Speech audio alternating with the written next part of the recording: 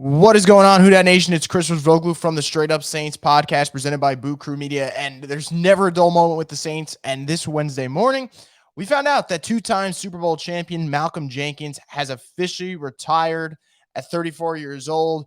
Obviously, that's going to be a big hit to the Saints on and off the field. He's an exceptional leader. He's still a very, very good player at this stage in his career. Finished last year, 79 tackles, a sack, an interception. The writing was on the wall kind of for this move when Dennis Allen gets asked what was up with Malcolm's contract decision to restructure it and take the pay cut that he did. And he said, that's a question that you have to ask Malcolm. And then a day later, we find out that Malcolm Jenkins is retiring. And I think that for starters, before I even get into what's next for the Saints, I want to establish that this is not by any means an easy fix for the New Orleans Saints because Malcolm Jenkins is more than just a good football player. It's kind of the same reason why Teron Armstead was such a blow to the team of him going to Miami. It's one thing to lose a great player. It's another thing to lose a great player who's also a great leader. And I think Malcolm Jenkins, wherever he's gone, success in the locker room has followed him. His first stint with the Saints, yeah, he was young, but you saw him mature into that leadership role. What he was able to do in Philadelphia, when they credit their Super Bowl run, a lot of credit on the defensive side of the football goes to Malcolm Jenkins. He is universally loved in the city of Philadelphia. Comes back to New Orleans, and I think about, let's say, the argument he had with Drew Brees over the national anthem and how they were able to kind of mend the fences. Malcolm was a big part of it. So Malcolm is an exceptional leader, exceptional mind. I have no doubt whatever he decides to do next, he'll crush it because he just is that exceptional type of human being. As for what's next for the Saints, I think that it's important that we don't sugarcoat something like this. There are some people who will probably tell you, hey, the Saints can just go sign Tyrann Mathieu. And hell, I would love that. The Saints go sign Tyrann Mathieu. The feeling changes. The mood changes for the New Orleans Saints. But I still think that you have to take into account this is a really unfortunate blow. Not only do they have to consider making a call for Tyrann Mathieu, what is the price for Tyrann Mathieu? You got to bring back PJ Williams. At some point, I can't keep saying bring back PJ Williams, bring back PJ Williams, bring back PJ Williams, and just not feel like I sound like a broken record.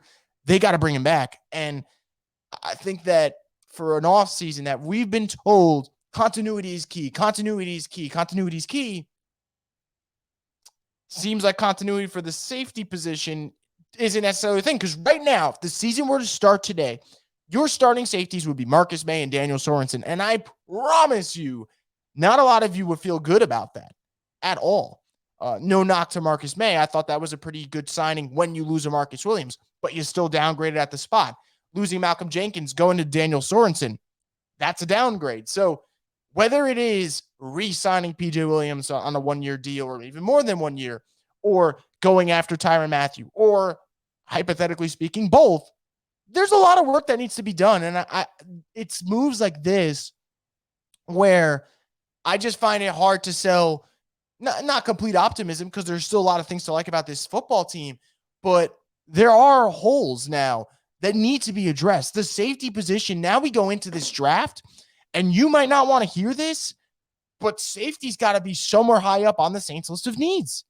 As of today, when I look at this team, like if they sign Tyrann Mathieu and they sign PJ Williams, hypothetically, or one or the other, all of a sudden the need changes a little bit. But right now, as the things stand at 9:30 in the morning Central Time, the Saints they need help at safety. So I'm very curious to see where this goes from here.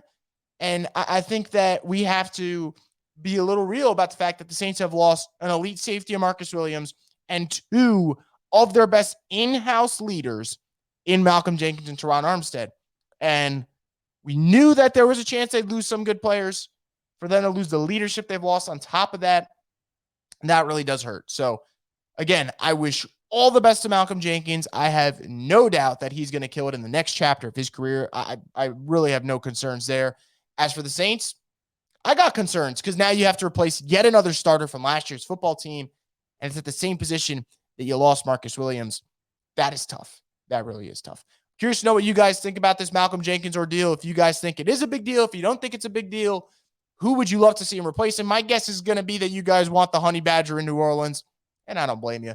But I'm really curious. Let me know in the comment section below. Obviously, if anything else breaks, I will be back to talk about it, either on the Straight Up Saints podcast or Boo Crew Media's YouTube page. Make sure to leave a like on the video. Subscribe to Boo Crew Media's YouTube page so you get notified when videos like this drop. And, of course, keep it plugged in with the Straight Up Saints podcast, the destination for the Who Dat Nation.